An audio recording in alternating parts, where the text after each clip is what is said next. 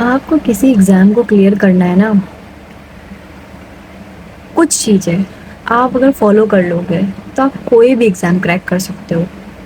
पहली चीज़ कि आपको अपनी मेंटल हेल्थ और फिज़िकल हेल्थ दोनों को बहुत ध्यान से, और बोलते हैं ना, भले ही उसको 15-20 मिनट दो डेली फिज़िकल मेंटल हेल्थ को, लेकिन दो, बहुत इम्पोर्टेंट है, टाइम निकालो उसके लिए।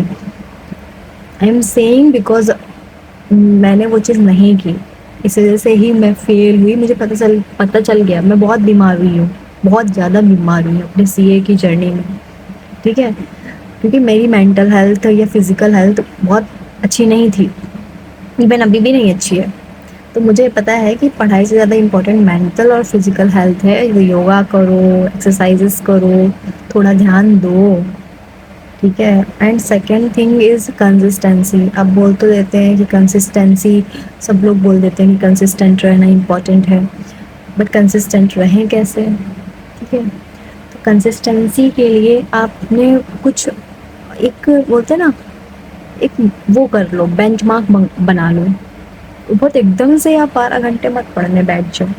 ठीक है, आपको, अगर आपका रूटीन बना हुआ है तो 8 आवर्स 9 आवर्स अभी अगर डेली दे रहे हो तो बहुत, मतलब बहुत सही है। आप क्वालिटी के पीछे रहो, क्वांटिटी मत बढ़ाओ आवर्स की। हाँ कि हमें 14 आवर्स 15 आवर्स की क्वांटिटी को बढ़ाना है, आप कर सकते हो 14-15 भी। ठीक है, जो इंसान 9 घंटे कर सकता है वो 14-15 भी कर सकता है, बट 14-15 के चक्कर में फिर आपको बहुत ज़्यादा सफ़र करना पड़ सकता है, कि हो सकता है एक दिन 2 दिन कर लिया, नेक्स्ट डे आप बीमार हो जाओगे।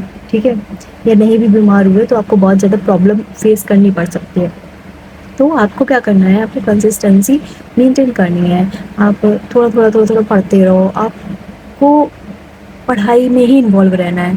आपको थोड़ा मतलब बहुत इधर उधर ज़्यादा ध्यान नहीं देना है चीज़ों को। जैसे कि कुछ चीज़ें होती हैं ना, तो आपको अगर कुछ आपकी हॉबी भी है तो आप अपने रूम रूम में ही रहो। ठीक है, बहुत ज़्यादा लोगों से बात करना और वो सारी चीज़ें होती हैं ना, उसमें इन्वॉल्व मत करो अपने माइंड को। अगर आप सिर्फ अपने पढ़ाई में ही दिमाग आपका लगा रहेगा तो कंसिस्टेंसी मेंटेन कर सकते हो। बट अगर आप इधर उधर की बातें और फ्रेंड से बात करना या फैमिली से भी बहुत ज़्यादा बात करते रहना, अगर आप ये सब करोगे तो आपको प्रॉब्लम फेस करनी पड़ेगी, फिर आपकी कंसिस्टेंसी कहीं ना कहीं टूट जाती है।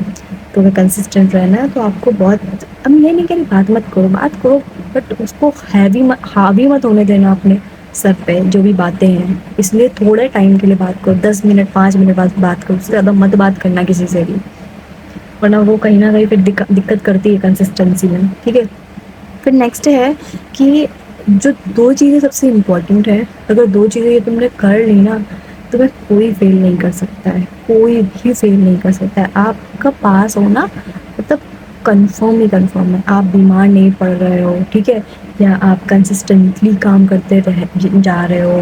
तो सबसे इम्पोर्टेंट दो ही चीज़ें हैं, मुझे ऐसा फ़ील होता है।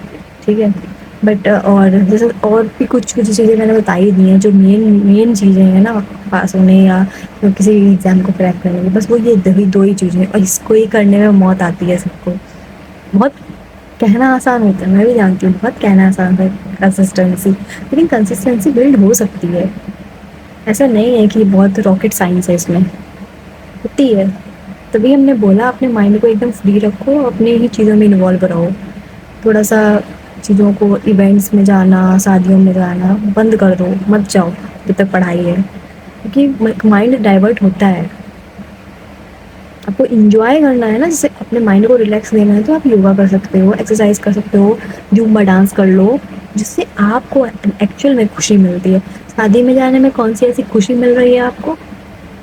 आपको सबसे पहले ये जानना चाहिए कि आपको एक्चुअल में खुशी किससे मिलती है, वो आप चीज़ें करो अपनी पढ़ाई के साथ में। ये नहीं कि आप अ, कुछ भी किसी के कहने से चले गए, दोस्त ने बोला अरे भाई यार चलते हैं, चले गए। नहीं, बस इतना ही बोलना था। पास करने के लिए ये दो चीज़ें अगर आपने फॉलो कर ली, आप पास कर लोगे कोई भी बड़ा से बड़ा एग्ज़ाम हो।